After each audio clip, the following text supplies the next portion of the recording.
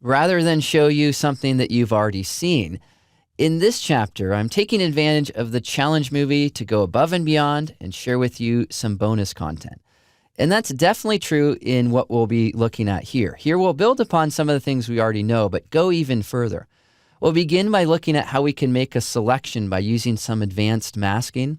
Then we'll apply 3 filters to build up the effect, which will allow us to soften or smooth the skin in this area of the photograph. All right, well, let's begin by turning off the visibility of all those other layers, because what I want to do is just soften or smooth the skin here. And the reason why I want to do that is if we zoom in on that area of the image, what we'll see is that she has some goosebumps. I also just want to take away focus on this area of the image. So how in the world can we do that? Well, to do that, we first need to figure out how to select the skin. The way that we'll do that is create a new layer. We'll duplicate our background layer and double-click this one and call this layer Skin. Next, we'll add a layer mask, then go to the panel where we have some controls for the mask. And here we'll click on Color Range. Now, what Color Range allows us to do is to click into the image and to sample or select different parts of the photograph. If we have a lower range, it will select an area closer to where we clicked. If we change the fuzziness, it will have softer edges. Or if we decrease that, the edges will be a little bit more defined. Now, what I want to do is click onto the skin and then increase the range so I can select other areas of skin in the image. Then hold down the Shift key and just click through the photograph in order to build up the selection of the skin. Now, when you do this, sometimes it's helpful to actually turn off the visibility of the background layer. So let me do that and then go back to Color Range. And the reason why that's helpful is you can see right now that what I've basically selected is this area of the image. We can see that here. We have a good selection of the skin, but also some of the background. We can fix that. So we'll go ahead and click OK, and we'll close this. How in the world can we fix that? Well, one technique that you could use would be to grab your brush, and I could just say, hey, I'm going to paint with black with a nice big brush, and then that will paint away anything that we have there in the background. Another perhaps more advanced way would be, rather than just painting around the image, would be to Option or Alt-click on the mask itself. When you Option or Alt-click on the mask, it changes your view. Can you see what we have here? All of a sudden, I'm seeing this in this grayscale view, and I can really see what's selected or what isn't selected. Remember, white means that area will be affected. Black means that area will not be affected. Well, you could go through and paint this, or you could also do other things here as well. Like you could use a selection tool like Quick Select and click and drag over the area that you want to select, which is this area here. Then if I want to cover up everything else with black or hide that, I can go to Select and Inverse. That inverts the selection. Now if I paint with my brush tool, watch what happens. So essentially, I'm saying, hey, you know what? Nothing else matters on this layer except for the area where we have the skin tone. If we go to Select and choose Inverse, if we want to paint that with white to make sure we really have all of that area selected, we can do that as well. So once we've done that and essentially created a good selection for us, we can Option or Alt-click on that mask, and it brings us back to this regular view, which we have here, where we now have the skin on its own layer, which is kind of crazy. And we also have a mask. If we need to fix this up, for example, let's say I lost a little bit of the elbow down there, well, I can paint with white, and I can bring some of that elbow back in, so I can fix that. Or let's say that there's a little edge that needs some work, we could go ahead and paint on that edge as well. Like over here, I need to paint away a little detail that I'm seeing on that part of the edge there, and we can go through and make any needed changes. And we want to make these changes before we take the next step. So you want to clean up what you have there.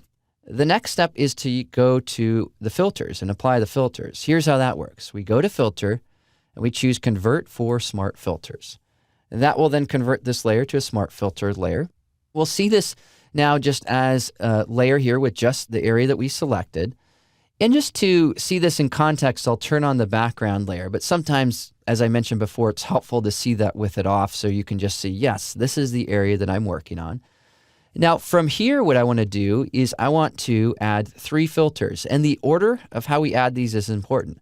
The first filter we'll go to is Filter Noise and Dust and Scratches. Why are we going to Dust and Scratches? Well, what we can do is we can zoom in on this area of the image. We'll bring these values down for a moment. And can you see how we have all of this noise here and we have all the goosebumps? So if we increase our radius until they're gone, then we can bring up our threshold to bring back a little bit of the texture. And we can go back and forth here and try to find the right mix of these two. And essentially what I was able to do was just to get rid of a lot of those little blemishes that we have there, or those little issues. And I'll change that, maybe bring this down a little bit lower. Might as well take a little more of that out. And you can see how we've now cleaned up a lot of those little issues. I'm also going to bring my threshold down. I think that was too high there as well. All right, click OK to apply that. Because it's a smart filter, we can always change it later. We want to focus in on the area that matters.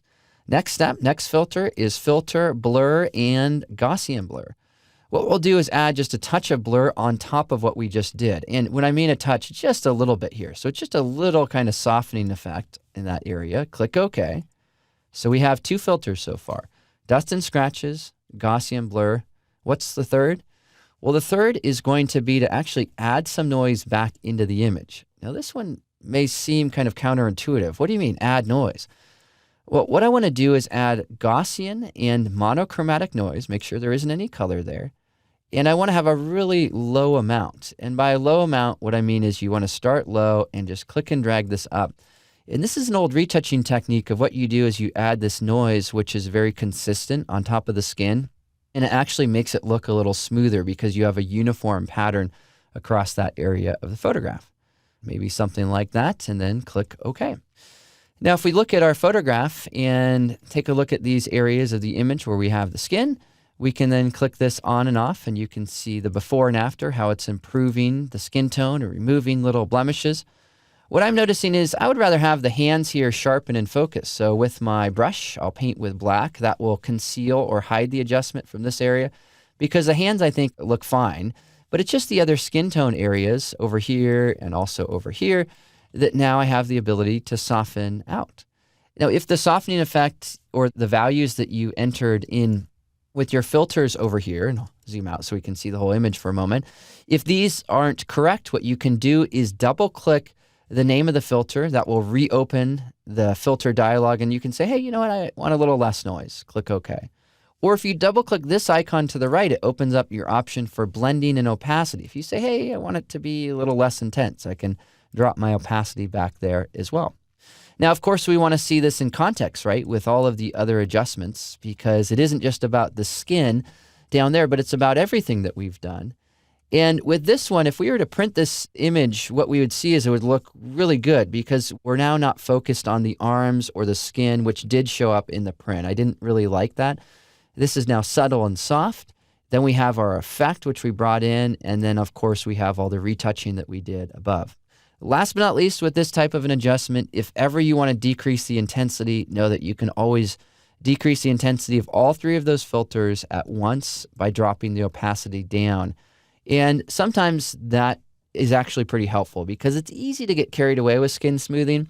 And sometimes just taking it back a little bit can give you really nice results.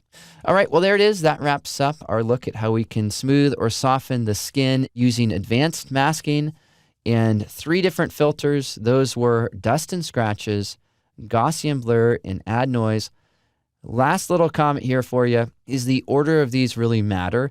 If we had put Gaussian here, I'll click and drag that up above the noise filter, what would happen is it would blur out the noise and it wouldn't look very good. So that's why that one needed to be above that. So you can just click and drag those around to reorder, but that reorder will help you achieve the best results.